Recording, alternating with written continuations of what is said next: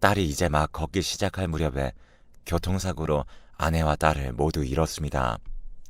아내와 딸은 출장을 끝내고 돌아온 저를 마중 나오다가 졸음운전을 하던 화물차와 고속도로에서 사고가 나서 차가 완전히 뭉개진 채로 그 자리에서 즉사했습니다. 아내와 딸을 데려다 주던 처남도 그 자리에서 운명을 달리했죠. 그 사고 소식을 들으신 장인어른과 장모님은 그 자리에서 주저앉으셔서 실신하셨습니다. 동시에 아들과 딸을 잃었으니 그 마음을 감히 짐작도 하기 어려웠죠. 물론 저도 그 당시에 가족을 모두 잃어서 제정신이 아니었습니다. 그 어린 딸을 제대로 몇 번 안아주지도 못한 채 그렇게 떠나보낸 게 마음의 한으로 남아있었죠. 한동안은 장인어른도 장모님도 제대로 마주하지 못하고 있었는데 상심이 크셨던 건지 두 분 모두 사고가 나서 1년도 채 지나지 않아 세상을 뜨셨습니다. 두 분마저 돌아가시고 나니 제가 한 결혼 생활이 꿈만 같았습니다. 저의 결혼 생활을 함께 나누고 아내에 대한 이야기도 딸에 대한 이야기도 함께 나눌 사람이 모두 이 세상에 없었으니까요. 저도 20살이 되자마자 부모님이 돌아가셔서 그 이후로 두 분을 부모님처럼 모시고 살아야겠다고 생각했었는데 그 두 분마저 돌아가시니 저도 그냥 정신을 놓아버리고 싶었습니다. 제정신으로 살기에는 너무 힘들었어요. 장인어른과 장모님마저 돌아가셨다는 소식을 듣고 저도 그냥 아내와 딸이 있는 곳으로 가고 싶다는 생각까지 했었죠.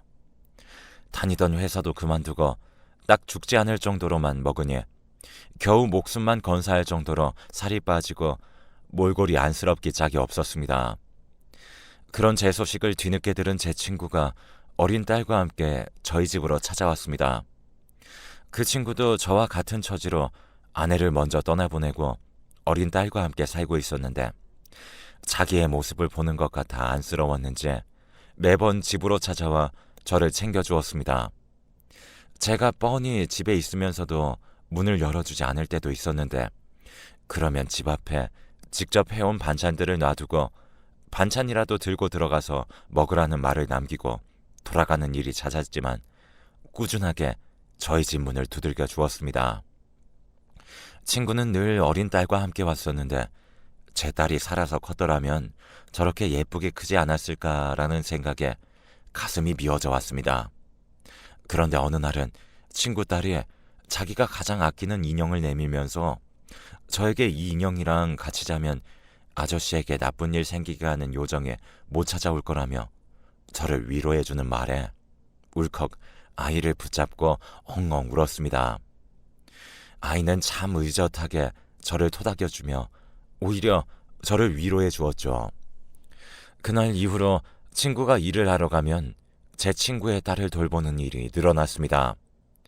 친구의 딸과 놀아주다 보니 저도 점점 아이에게서 기운을 얻었는지 자리를 털고 일어나 일자리도 다시 구해서 돈을 벌기 시작했습니다. 친구는 저녁부터 아침까지 야간에 일을 했었는데 저는 아침부터 오후까지 일을 했으니 밤이 되면 제가 친구의 집에 가거나 친구 딸이 저희 집에 와서 잠을 자며 시간을 많이 보냈습니다. 아빠에게 혼나는 날이면 제가 아이를 달래주다 제 품에서 울다 지쳐 쌕쌕거리며 잠에 드는 일도 꽤 많았습니다. 친구 딸은 매번 다정하게 잘 놀아주는 제가 좋았는지 자기 아빠보다 저랑 있는 걸 더 좋아하면서 나중에 크면 아저씨랑 결혼하겠다며 저에게 자기가 다 클 때까지 기다리라는 말을 종종 했었죠. 그렇게 시간을 함께 보내는 일이 많아지다 보니 정말 제 딸처럼 여기게 되었고 제가 월급을 타는 날이면 친구의 딸에게 매번 선물 세트를 지어주었고 그럴 때마다 친구는 뭐 그렇게까지 하냐면서 아이 버릇 나빠진다며 저를 말리기도 했어요. 그렇게 3년을 넘게 친구의 딸은 저희 집을 오가면서 자랐습니다. 한 살 한 살 자랄수록 하루가 다르게 자라가는 친구의 딸을 보며 저도 행복했습니다. 그러다 초등학교에 들어갈 나이가 되자 친구가 이제 딸을 돌봐주지 않아도 된다며 저에게 이제 제 인생에 집중해서 살라며 새로운 여자도 만나보라고 소개해 주었죠. 딱히 새로운 여자를 만나는 건 끌리지 않았지만 친구가 한번 만나보기나 해보라며 등 떠미는 틈에 어쩔 수 없이 그 여자분을 만났습니다. 상대는 제가 마음에 들었는지 오히려 여자분께서 먼저 더 만나보자고 말씀을 꺼내셨고, 저도 일단 몇 번은 더 만나보고 결정해봐야겠다 싶어서 두어 번을 만나 데이트를 했었습니다. 그런데 그 여자분과 데이트를 하던 중에 모르는 번호로 전화가 걸려와 받았더니 친구 딸이 엉엉 울면서 저보고 데리러 와달라고 하더군요. 깜짝 놀란 저는 여자분에게 제대로 상황 설명도 하지 못한 채 아이가 있는 곳으로 달려갔습니다. 한 달 만에 본 아이는 어찌나 서럽게 우는지 숨이 넘어갈 정도로 울면서 저를 부르고 있었습니다. 놀란 제가 달래니 겨우 울음을 멈추었습니다. 그동안 친구가 옆집에 사는 아줌마에게 아침 저녁에 밥 먹는 거에 숟가락만 더 놔서 아이 밥만 챙겨달라고 부탁했다고 해요. 대가로 돈도 넉넉하게 드리고 부탁했는데 친구에게는 잘 챙겨주겠다며 온갖 사람 좋은 척을 다 하고선 정작 친구 딸이 가면 밥은 찬밥이 눌러붙은 건 기본이고 꼭 자기들은 밥 다 먹고 친구 딸을 불러서는 남은 반찬이며 국이며 그냥 큰 그릇에 다 담아서는 친구 딸에게 먹으라고 했다는 겁니다. 너무 비위가 상해서 못 먹겠다고 하니 왜 줘도 안 먹냐면서 친구를 구박하고서는 엄청나게 눈치를 주었다고 합니다. 그런데 그 집에 친구 딸과 같은 학년인 남자아이가 학교에 가서 그걸 다 소문내서 학교에 가면 거지냐면서 엄청나게 놀림도 받았다고 해요. 아이가 울면서 그 이야기를 하는데 어찌나 마음이 아프던지 곧장 그 집을 찾아갔습니다. 제가 화가 나서 그 아줌마에게 따져 물으니 돌아오는 대답은 아빠도 아니면서 어디 끼어드는 거냐며 그렇게 보여도 다 멀쩡한 반찬들이었고 애가 탈이 난 것도 아닌데 왜 자기에게 따지는 거냐며 오히려 적반하장으로 나왔습니다. 그 이야기를 듣고 그럼 친구에게 받은 돈을 다 토해내라고 하니 자기는 할 만큼 했다며 돈을 절대로 못 준다고 한참을 실랑이를 벌이고 있었습니다. 그런데 그때 친구가 집으로 돌아왔습니다. 저는 친구에게도 머리끝까지 화가 나서 친구 녀석에게 이럴 거면 왜 저에게 딸을 맡기지 않은 거냐며 버럭 화를 냈습니다. 고작 숟가락 더 놓는 것조차 아까워하는 사람들에게 딸을 맡겨놓으면 다인 거냐며 소리를 질러대니 친구도 그게 무슨 말이냐며 당황스러워하다가 옆집에 무슨 일이냐 물었습니다. 그런데도 뻔뻔하게 갑자기 찾아와서 돈을 돌려달라고 한다며 거짓말을 하자 친구의 딸이 빽 소리를 지르며 거짓말하지 말라고 하며 쏘아붙였습니다. 친구는 그제서야 상황을 파악하고 옆집 아줌마를 쏘아보자 금세 그 아줌마는 친구의 눈을 피하며 자기는 나름 챙겨준 거라며 직전에 기세등등한 태도는 온데간데 없이 꼬리를 내리며 사과했습니다. 어처구니가 없었지만 일단은 친구의 집으로 들어왔습니다. 친구는 딸을 달래주며 자기가 미안하다고 사과하자 딸은 그러면 자기 저녁 동안에는 아저씨 집에 가 있으면 안 되냐고 떼를 썼습니다.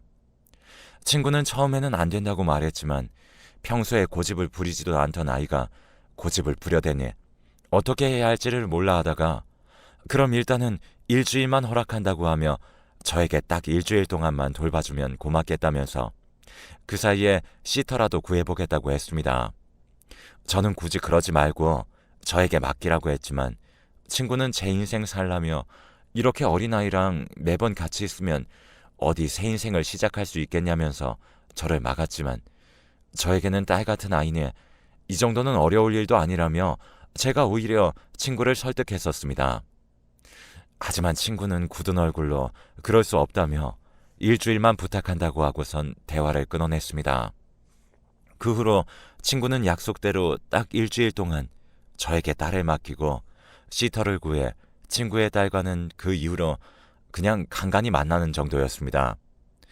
가끔씩 만날 때마다 점점 아이에서 숙녀로 자라나는 모습을 보니 마음이 절로 찡했습니다. 그러던 어느 날 친구 딸이 찾아와서 그동안 정말로 감사했다며 아빠보다 더 아빠처럼 잘 챙겨주시고 자기가 이렇게까지 큰 탈 없이 자랄 수 있었던 건 제 덕분이라며 감사 인사를 하고 저 같은 남자를 꼭 남편으로 삼고 싶다는 말을 남기고 떠났습니다. 그 이후로는 학교를 다닌다 어쩐다 하며 마주치지도 않고 몇 년을 보냈습니다. 그 사이에 친구는 꽤 자주 만나며 친구 딸의 소식을 전해 들었습니다. 매번 우스갯소리로 친구는 딸이 너무 예뻐서 큰일이라며 이런저런 이야기를 들려주며 아직도 가끔씩 제 이야기를 하며 저 같은 남자를 만나고 싶다고 말한다고 했습니다. 그 이야기를 듣고 괜히 어깨가 으쓱해지면서 장난으로 저 같은 남자는 이제 세상에 저 말고 없다고 하고선 웃어 넘겼지만요. 그러던 친구의 딸이 결혼을 한다는 소식을 전해왔습니다. 이제 겨우 20대 초반이었던 아이였는데 꽤 일찍 결혼한다는 이야기에 벌써 시간이 그렇게 된 건가 싶었어요. 진심으로 제 딸이 결혼하는 것 같은 느낌에 섭섭한 마음도 들고 이런저런 생각이 많아졌었습니다. 그래도 결혼식 당일에 활짝 웃고 있는 걸 보니 한결 마음이 놓여 아빠 같은 마음으로 결혼 생활 잘 하라며 응원해 주었습니다. 그리고 결혼식장을 나오며 친구의 딸의 남편과 잠시 인사를 나눴는데 참 듬직하게 덩치도 크고 남자다워 보이더라고요. 이야기를 들어보니 예전에 운동선수를 하다가 부상을 입어서 선수를 그만두고 헬스 트레이너를 하고 있다고 들었습니다. 남편이 든든하게 친구의 딸을 지켜주겠거니 생각하니 그나마 안심이 되더라고요. 그런데 선수 출신이라 그런지 조금씩 행동이 험악한 게 눈에 보이긴 했습니다. 주차를 빼오는 아르바이트생에게 말을 거칠게 하면서 돈을 바닥에 던지고선 주워가라고 하는 걸 보았지만 선수 출신이라 남자들 사이에만 있다 보니 행동이 절로 험악하게 나오는 거겠거니 생각하고 그냥 넘어갔습니다. 결혼식이 끝나고 1년이 지날 때쯤부터 친구와도 연락이 잘 닿지 않았고 그러다 보니 친구 딸과 연락도 직접 하기엔 괜히 아저씨가 연락하면 불편해할까 싶어 연락도 하지 않아서 서로 어떻게 지내는지도 모른 채로 10년쯤 지났을 때였습니다.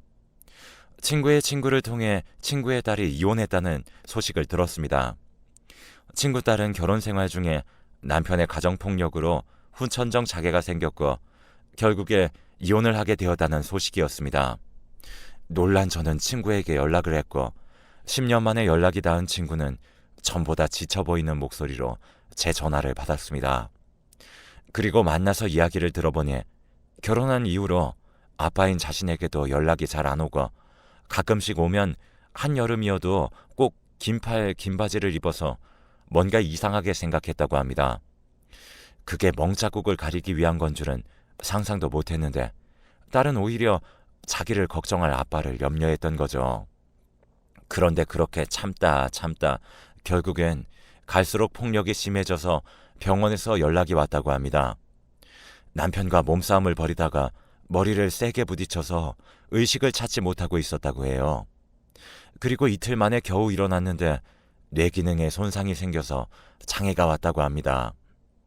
상황 판단도 많이 느려지고 전처럼 직장을 다니는 일도 불가능해졌지만 남편이었던 사람은 사고였다는 핑계로 제대로 된 처벌조차 받지 않고 사회를 활보하며 뻔뻔하게 다닌다는 소식에 속에서 우라가 치밀었습니다.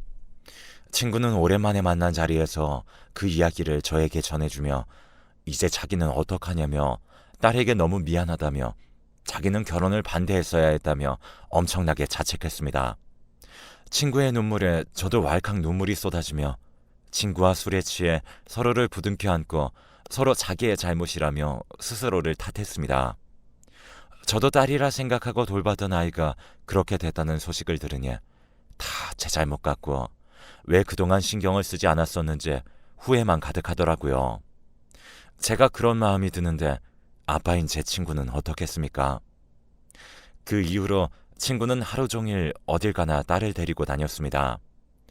5살 적에 물었던 질문을 또다시 해도 어제 했던 질문과 같은 질문이어도 친구는 그저 허허 웃으며 친절하게 설명해 주었어요.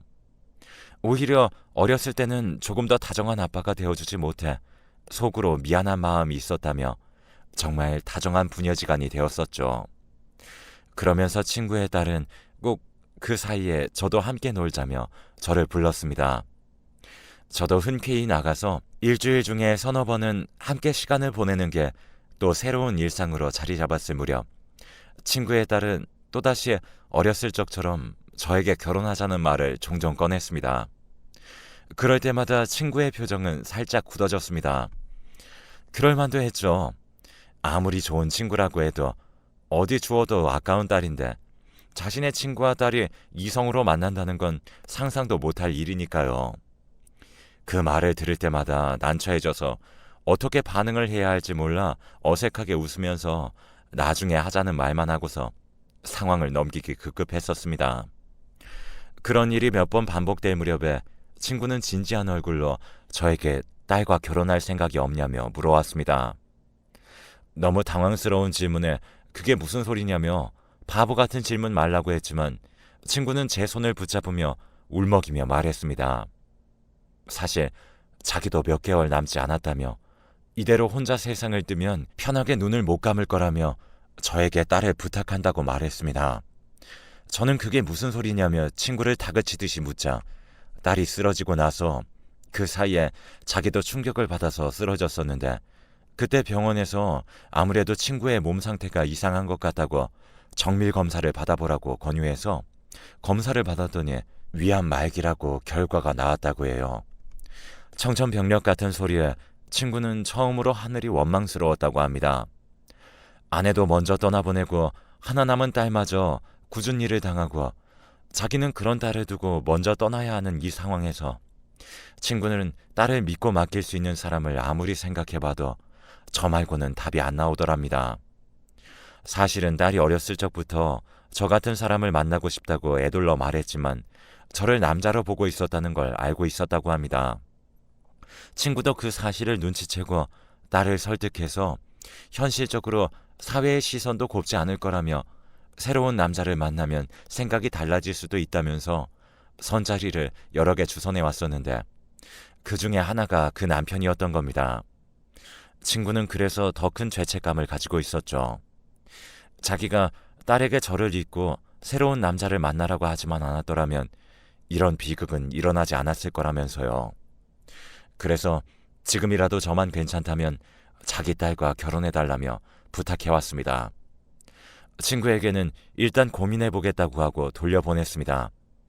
그리고 오랜만에 아내와 딸의 납골당을 찾았습니다. 한참을 그 앞에서 어떻게 하는 게 맞는지 아내에게 돌아오지 않을 답을 묻고 또 물었지만 결국 제대로 된 결론도 내리지 못한 채 집으로 돌아왔습니다. 그리고 친구와 친구의 딸을 함께 만났는데 며칠을 고민으로 시간을 보내니 얼굴이 어두웠는지 저를 딱 보자마자 처음 만났던 그날처럼 작은 인형을 저에게 건네면서 이걸 가지고 있으면 나쁜 일을 만들어내는 요정에 괴롭히지 못할 거라며 자기가 아끼는 인형이지만 특별히 저에게만 양보한다며 제 손에 쏙 들어오는 그 인형을 쥐어주었습니다. 그러면서 그 두 눈을 마주치자 저는 지금까지의 고민이 생각나지 않았습니다. 친구의 딸보다는 여자로 느끼고 있다는 걸 깨달았죠. 그리고 친구에게 결혼하겠다고 말했습니다. 친구는 제 대답에 너무 고맙다며 고개를 떨구고 차오르는 눈물을 겨우 참는 듯 했습니다.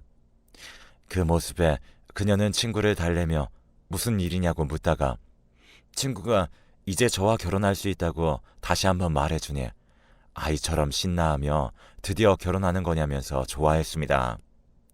친구는 한참을 제 손을 잡고 아무 말도 하지 않다가 잘 부탁한다며 정말 고맙다고 했습니다. 저는 그런 친구에게 제가 인생을 포기하려고 할 때 저를 구해준 데다 눈에 넣어도 안 아플 딸까지 저에게 부탁한다고 하니 오히려 제가 고마워해야 하는 일이라며 친구를 달래보려 했지만 친구는 끝까지 저에게 고맙다는 말만 했습니다. 그 이후 셋이서 조용히 결혼식을 준비하고 식을 올렸습니다. 저에게 처음에는 딸 같은 존재였던 그녀는 이제는 아내가 되어 세상에 홀로라고 생각했던 저에게 살아갈 큰 힘이 되어주고 있습니다. 친구는 저에게 고맙다고 하지만 눈에 넣어도 아프지 않은 딸을 저에게 맡겨주고 오히려 아내 덕분에 제가 세상을 살아갈 힘을 얻고 있어서 친구에게 미안하고 고마운 마음 뿐이네요. 친구는 얼마 전 결국에 병을 이기지 못하고 세상을 떠났습니다. 아내와 둘이서 친구의 장례를 조용히 치르면서 몇몇 조문객은 저와 아내의 이야기를 들었는지 뒤에서 수군거리는 듯 했지만 그것마저 감수하는 게 진짜 사랑이겠죠. 아내는 아무래도 보통의 성인처럼 다양한 일들을 해내지는 못하지만 늘 저를 위하고 자신이 할 수 있는 일이면 저를 더 챙겨주려고 노력합니다. 이제 가족은 서로뿐이고 더 애틋하고 의지하게 되네요. 앞으로 남은 인생은 하나뿐인 가족에게 더 헌신하며 살아가려고 합니다. 가끔씩 딸처럼 제가 돌봐주던 때가 생각나 어색할 때도 있지만 어엿한 아내로 제 옆에 서 있는 모습을 보면 너무 아름답다고 느끼기도 하네요. 저도 아내보다 나이가 훨씬 더 많다 보니 아내보다 더 일찍 세상을 뜨겠지만 함께하는 동안에는 아내에게 최선을 다하고 싶네요.